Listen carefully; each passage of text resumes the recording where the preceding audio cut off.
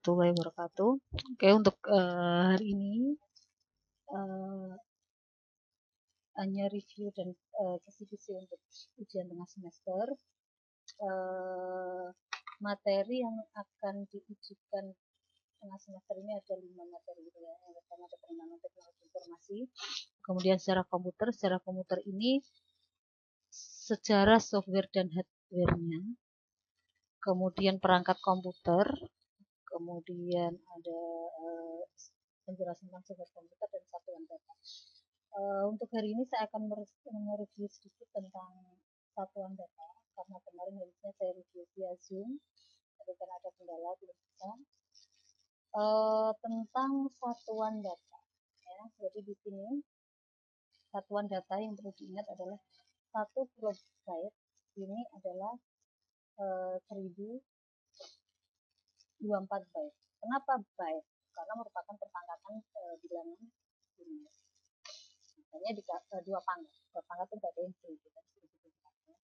Kalau 1 megabyte berarti dia 1024 kilobyte.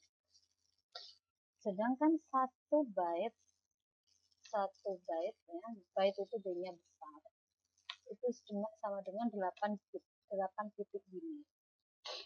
Maka kalau ada kecepatan internet menggunakan kilobit per second itu 1 kilobitnya itu 1000 bit, bukan 1024 bit. Kenapa demikian? Karena titik biner itu kalau jumlahnya 10, kalau 1000 titik gitu. Makanya di sini 1 kilobit itu 1000 bit. Yang di sini saya contohkan misalnya kita mau mendownload file sebesar 70 megabyte ya, sedangkan kecepatan internetnya ini 3, megabit per second. Berapa waktu yang dibutuhkan? Ini langkah 1, pertama kita setarakan dulu, kita jadikan kilobyte, besarnya jadi byte.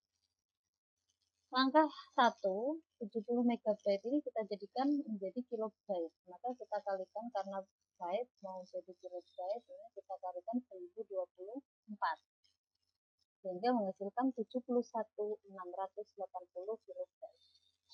Kemudian kecepatannya ini adalah 3,6 Mbps, megabit per second. Kita jadikan bit, kilobit, ini maka dikalikan 1000, bukan 1024. Kenapa? Karena bit ya, kalau bit itu dikalikannya kelipatan 1000 ya.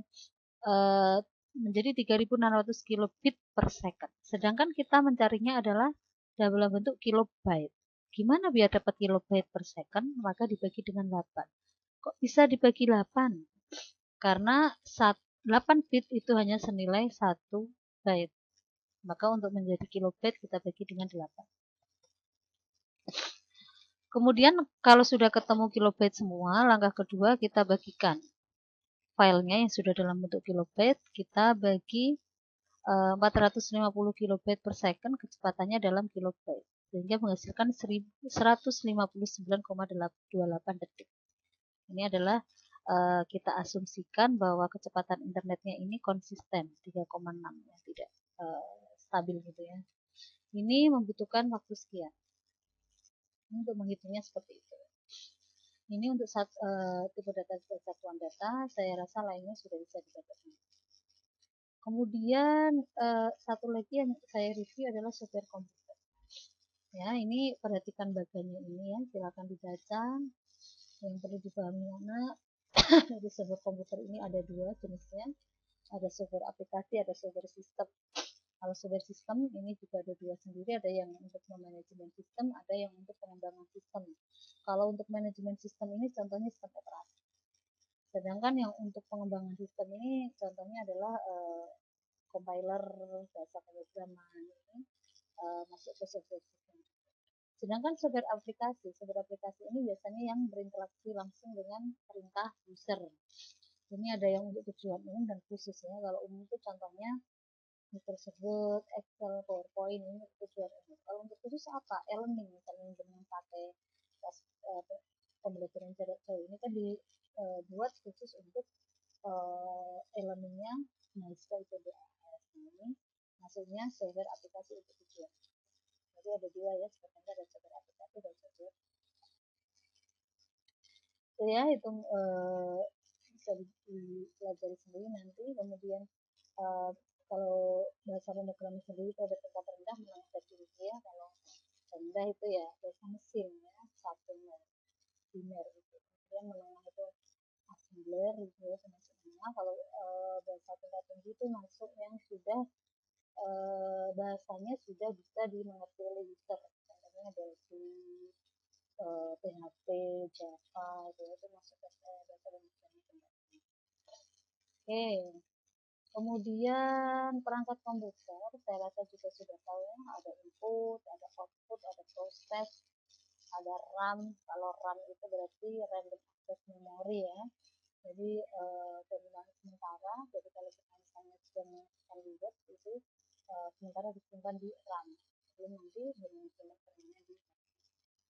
Sedangkan kalau ROM gitu ya, read memory, ini biasanya untuk setting BIOS. Jadi kalau misalnya dengan mau setting data dari komputer itu, misalnya bikin pertama pakai apa dan sebagainya, itu biasanya di BIOS. Ini penyimpanannya itu berada di ROM. Makanya kalau komputer mati itu tidak mati ya.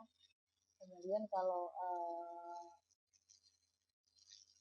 prosesor ya, CPU itu ada unit kendali, kontrol, ada yang unit aritmatika dan logika. Itu bisa dibaca pembagiannya. Ya, jadi yang perlu diingat bahwa di materi di UTS ini ada 5 materi yang dijika.